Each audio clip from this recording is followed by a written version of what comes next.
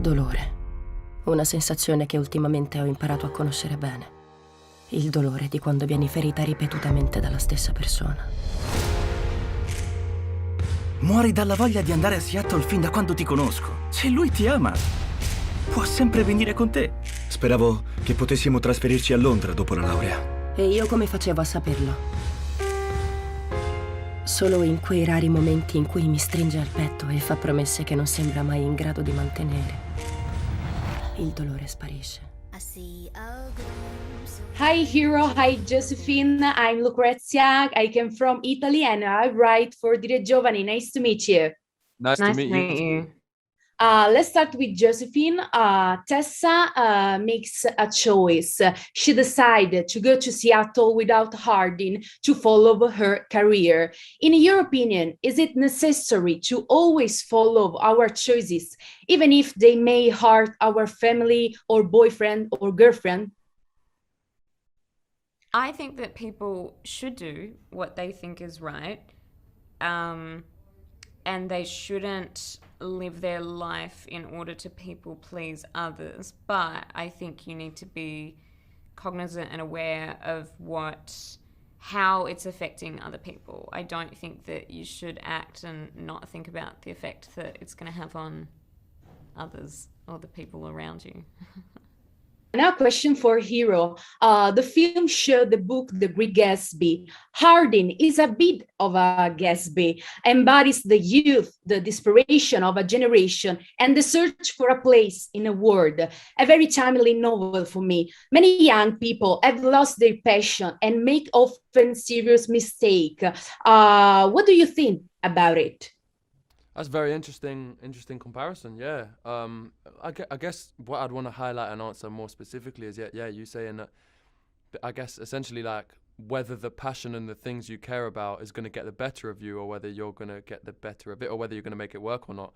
And I think in Harding's case, Tessa is his passion, and I think it's a combination of his passion that is so important and fundamental for them making it work, but also Tessa's patience, because I feel like she has every right to not endure the things that he puts her through. So I think it's a balance of his passion and determination and her patience and understanding. After 3, there are dirtier scenes and dialogues. How do you face the embarrassment? And what was the most embarrassing scene to shoot?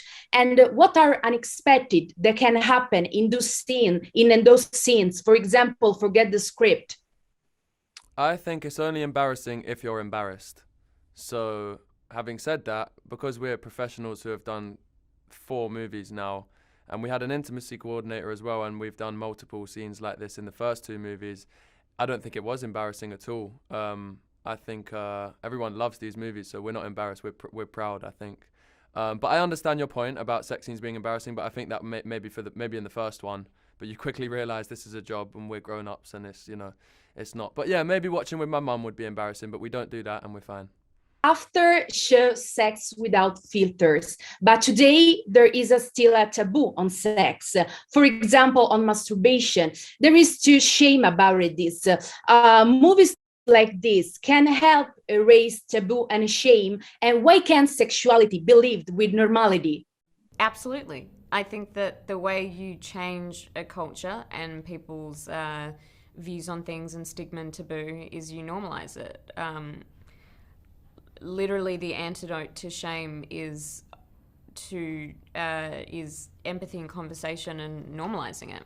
So I think films like this they're the perfect way. I think that's an incredible. I think the answer was perfect. But I think it's such a good question of you to even identify and ask that. No one's asked us that before, and I think it was a very thoughtful, important question to ask. And I wouldn't even need to add anything. I think Joe's completely right. I think it's a great thing that we've done that, and I hope that effect you guys are talking about is exactly what happens. Many consider the relationship between Tessa and Harding to be toxic, and therefore a relationship with no future. Do you agree? That question before. I think there's a future for sure. I disagree that there's no future. But I would agree somewhat that at times some people could choose to use the word toxic to describe their relationship. It's by no means a blueprint, and it's by no means ideal. But I think it's hard to. I think that's why we find it so entertaining, because we wonder, can they make it work or can they not? And that's what makes the story entertaining, but not necessarily makes a great relationship. So don't copy Hardin and Tessa in everything they do. How did you manage to resist an ice cube on your body? It is a fun erotic game. Do you recommend it? Well, I'll share a movie magic secret. It wasn't a real ice cube. We only did one take with the real ice cube. The rest was done with a fake like plastic or glass thing because of, melting. And I think people just have to try things themselves, and whatever floats your boat floats the boat. You have a lot of fans. Is there an episode that struck you to be by a fan? For example, thanks to After, I was able to forgive my father or not feel ashamed about sex.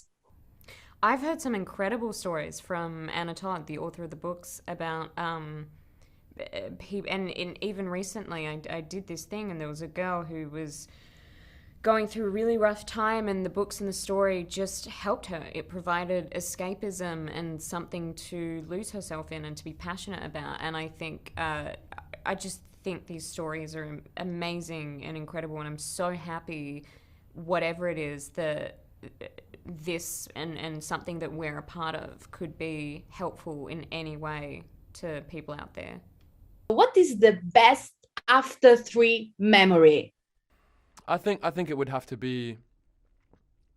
I just have vivid memories of not one playmate, but vivid memories of just consistently having people come in and out of the kind of room that we used for the TV and instruments and card games and stuff.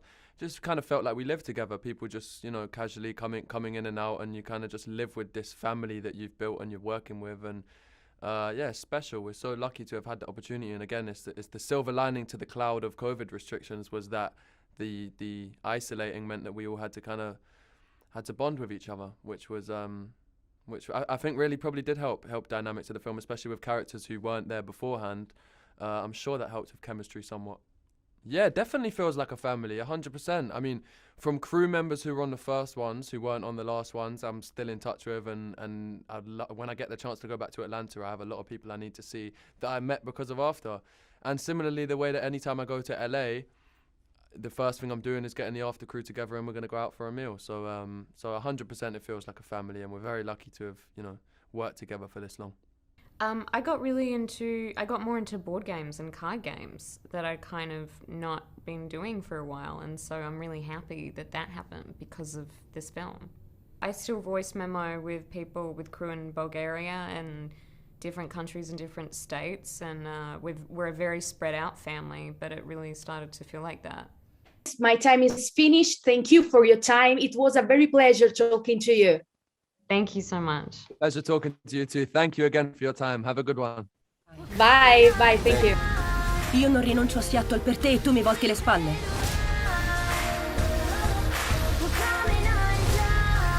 Ecco quello che fai sempre, sabotare ogni bel momento che abbiamo. No, se volessi sabotare un bel momento non troverei il numero di un altro nella tua rubrica. Non li puoi scegliere tu, i miei amici. Non vogliono essere tuoi amici. Non so cosa è vero e cosa no. Ora basta, Hardin! Fermo! Siamo tutti folli in amore. Volevo dirtelo secoli fa. Sei il mio posto migliore, Tessa.